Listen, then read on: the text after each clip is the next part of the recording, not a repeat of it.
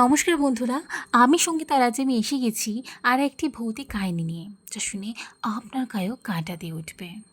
ভূতের ঋণ শোধ, কি অদ্ভুত ব্যাপার না? আমরা যতদিন জীবিত থাকি আমাদের একটা নিজস্ব জগৎ বানিয়ে ফেলি। আমাদের প্রিয়জন, আমাদের সমস্ত দায় দায়িত্ব, সমস্ত কিছুর টান আমরা সহজে ছেড়ে যেতে পারি না। তাই আমরা সবসময় চাই যে আমাদের যাওয়ার আগে সমস্ত দায়িত্ব পালন করে সমস্ত কাজ শেষ করে নেওয়ার। আর ঠিক এমন একটি ঘটনা পাঠিয়েছেন কলকাতা থেকে কমলাকান্ত সেন।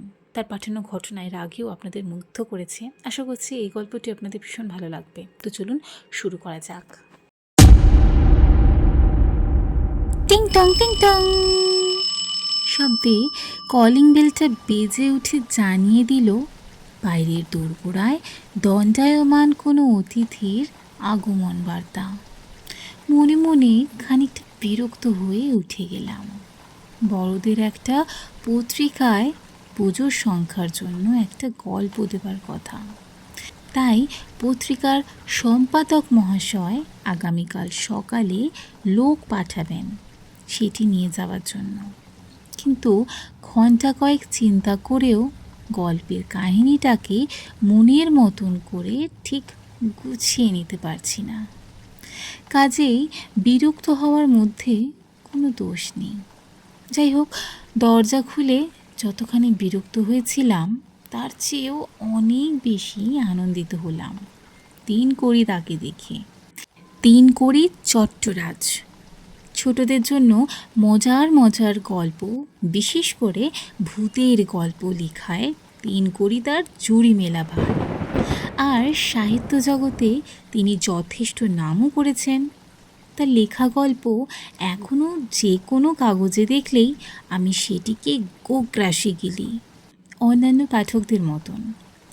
তিনকড়িদা তার পান চিবানো খয়রা দাঁতগুলো বের করে স্বভাবসিদ্ধ হাসি এসে বললেন, বলো কেমন আছো?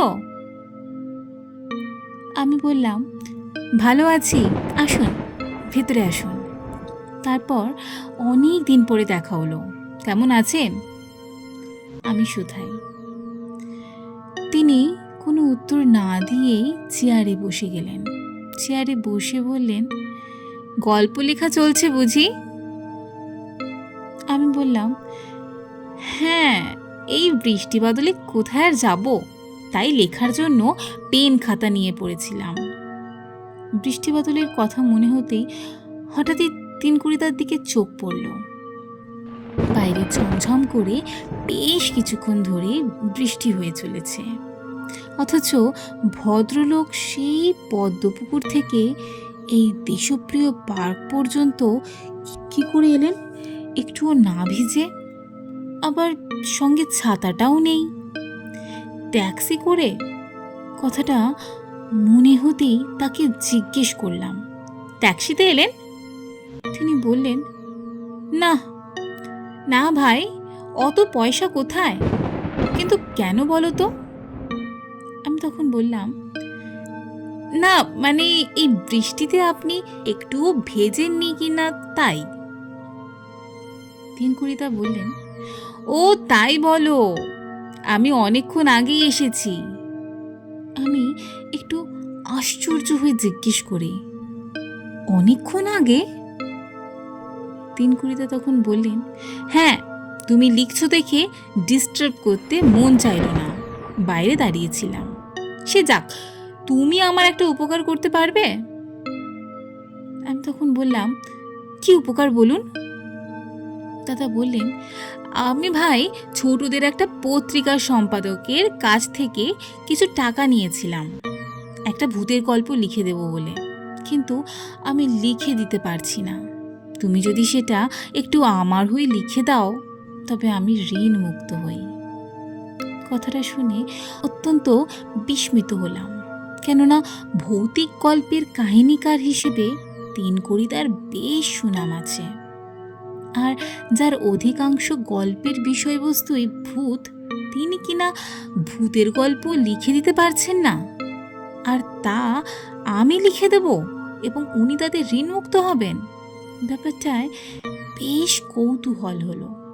মনে মনে ভাবলাম, তিনকড়িদা কি লেখার এন্তার ফরমাইশ নিয়ে সময় মতন সবাইকে লিখে দিতে পারছেন না, তাই আমাকে দিয়ে লেখাতে চাইছেন।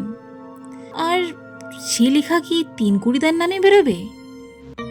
এই সব চিন্তার ফাঁকে আর একটা কথা আমার মনে পড়ল যে সাহিত্য জগতে আমার আত্মপ্রকাশ বা রচনা প্রকাশ তথা প্রতিষ্ঠার মূলে 3 কড়িদার অবদান আছে অনেকখানি।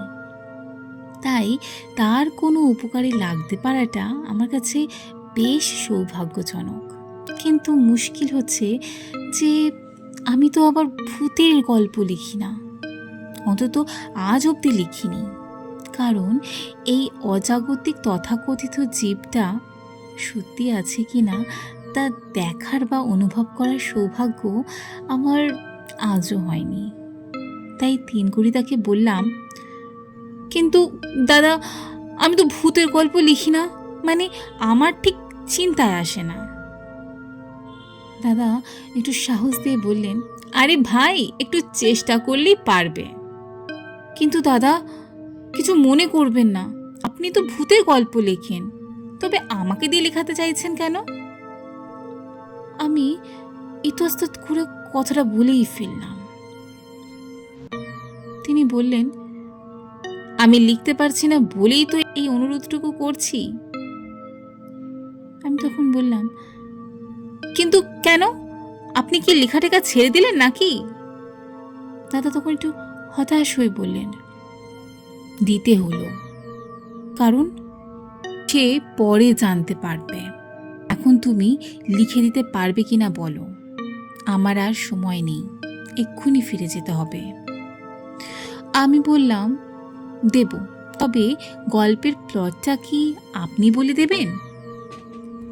3 কড়িদা তখন বললেন, তুমি প্লট পেয়ে যাবে, যদি না পাও আমাকে বাড়িতে ফোন করে জেনে নিও। আচ্ছা উঠি বলেই আমাকে কোনো কিছু বলার সুযোগ না দিয়েই দরজা দিয়ে হন হন করে বেরিয়ে গেলেন। তখনই চটচট চড়াত করে বাইরে বাজ পড়ার শব্দে খেয়াল হলো মুষলধারা বৃষ্টির কথা। 3 কড়িদা এই বৃষ্টিতে কি করে যাবেন?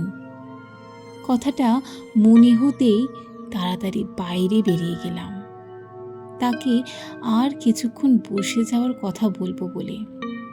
কিন্তু বাইরে বেরিয়ে কোথাও আর তাকে দেখতে পেলাম না। ওইটুকু সময়ের মধ্যে তিনি কি করে যে রাস্তা পার হয়ে দূরে মিলিয়ে গেলেন তাও ভেবে পেলাম না।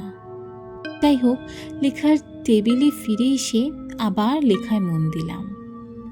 রোজ সকালে উঠে চা খেতে খেতে আমার কাগজ পড়ার অভ্যেস, তাই পরদিন যথারীতি সকালে চা নিয়ে কাগজ পড়ছি। প্রথম পাতাটা উল্টে দ্বিতীয় পাতায় সবে হেডিংগুলো চোখ বোলাচ্ছি, হঠাৎ একটা লেখার নজরে পড়তেই আমি চমকে উঠলাম। আমার চোখ দুটোকে বিশ্বাস হচ্ছিল না, তাই ভালো করে চোখ কচলে লেখাটায় আবার নজর দিলাম। না, ভুল হয়নি, লেখা আছে লেখক 3 কড়ি চট্টরাজ প্রয়াত। হেডিংয়ে লেখা 3 বার পড়লাম। তখন আমার বুকের হৃৎপিণ্ডে ঢাকের আওয়াজ। পুরো সংবাদটা এই রকম ছিল। নিজস্ব সংবাদদাতা 14ই জুলাই। স্বনামধন্য লেখক 3 কড়ি চট্টরাজ আজ সকালেই 7:15 হৃদরোগে আক্রান্ত হয়ে তার নিজস্ব বাসভবন পদ্মপুকুরে শেষ নিঃশ্বাস ত্যাগ করেন। তার স্ত্রী ও 2 পুত্র বর্তমান। তার বহু পুস্তক প্রকাশিত হয়েছে, এগুলোর মধ্যে স্বর্গের আদালতে, জাগো মানুষ, চাঁদের হাটে কেনা বেচা, বাদুড়ের রাজধানী প্রভৃতি উল্লেখযোগ্য। তার প্রয়াণে ছোটদের সাহিত্য জগতের অপরিসীম ক্ষতি হলো। লেখাটা পড়ে আমি দরদর করে ঘেমে উঠেছিলাম। স্বপ্ন দেখছি কিনা ভেবে আমি আলতো করে গায়ে চিমটি কাটলাম। না, বেশ লাগলো। মনে মনে ভাবলাম, কাল সকালে মারা গেল যে লোক, সে সন্ধেবেলায় এসে আমার সাথে কতগুলো কথা বলল কি করে? তাহলে কি কাগজের লোকেরা সন্ধে 7:15 বদলে সকাল 7:15 করে দিয়েছে। এই ভেবে তড়াক করে উঠে পড়ে ফোনের কাছে ছুটলাম। এক চান্সেই 3 তার ফোন পেয়ে গেলাম। বড় ছেলে অরিন্দম ধরেছিল। হ্যালো, আমি অরিন্দম বলছি। আমি তখন বললাম, হ্যালো অরিন্দম, আমি কমল কাকু বলছি, খবরের কাগজে দেখলাম। অরিন্দম তখন বলে, হ্যাঁ কাকু, কাল সকালে মার চিৎকারে ঘুম ভাঙল। বাবা কোনো সময় দিলেন না, ডাক্তার, ওষুধ কিছুরই আর। আমি তখন অবাক হয়ে বললাম, কিন্তু কাল সন্ধেবেলায় 3 বলেই আমি থেমে গেলাম। দিয়ে বললাম, হ্যালো অরিন্দম, আমি যাচ্ছি। আমি তো জানতামই না, কাগজে এক্ষুনি পড়লাম। অরিন্দম বলল, হ্যাঁ আসলে আপনার ফোন নাম্বার পাওয়া যায়নি তাই। আমি তখন বললাম, ঠিক আছে বলেই রিসিভার নামিয়ে রাখলাম। মনে মনে ভাবলাম, কি অদ্ভুত, যে লোকটা সকালে মারা গেল সে সন্ধ্যায় আমার সাথে এসে কথা বলে গেছে। বললেই সবাই আমাকে পাগল ভাববে, তাই কাউকে আর কিছু বললাম না। ছোট দেশে ম্যাগাজিনের সম্পাদকের কাছে 3 নাম দিয়ে একটা ভূতের গল্প আমি লিখে দিয়ে এসেছিলাম। আজও সেই দিনের সেই সন্ধ্যায় 3 সাথে কথা বলেছি ভাবলেই আমার গায়ের লোম খাড়া হয়ে ওঠে, সারা শরীর 2-1 বার কেঁপে ওঠে ভয়ে। এমন অনেক সময় হয়। এর আগেও আমি বেশ কয়েকজনের কাছ থেকে এরকম কিছু এক্সপিরিয়েন্স শুনেছি। মানুষ চলে যাওয়ার আগে দেখা দিয়ে যায়, সে আমাদের জানতে আর অজান্তে। তার প্রিয়জনের কাছে বা কোনো কাজ যদি বাকি রয়ে যায়, যাকে দিয়ে সম্ভব তার কাছে একটু আভাস হলেও দিয়ে যায়। সে যে এত বছর পৃথিবীতে ছিল, তার যত দায় দায়িত্ব ছিল সেটা কাটিয়ে বা সেটা ছেড়ে যেতে তার বেশ কষ্ট হয়। তাই সে চায় তার সমস্ত কাজ পুরো করে যেতে। তো বন্ধুরা, আজকের এই ঘটনাটি কেমন লাগলো অবশ্যই আমায় কমেন্ট বক্সে জানাবেন। যদি ভালো লেগে থাকে তো অবশ্যই লাইক, কমেন্ট, শেয়ার, সাথে সাথে সাবস্ক্রাইব করে পাশে থাকা বেল আইকনটি প্রেস করে দেবেন। ও হ্যাঁ, যদি আপনার জীবনে ঘটে থাকা কোনো ভৌতিক ঘটনা বা শোনা কোনো কাহিনী থাকে তো অবশ্যই এই স্ক্রিনে আসা আমাদের ইমেল অ্যাড্রেসে বা আমার ফেসবুক পেজে লিখে পাঠাতে পারেন। তো চলো tata, bye bye, stay blessed, be happy.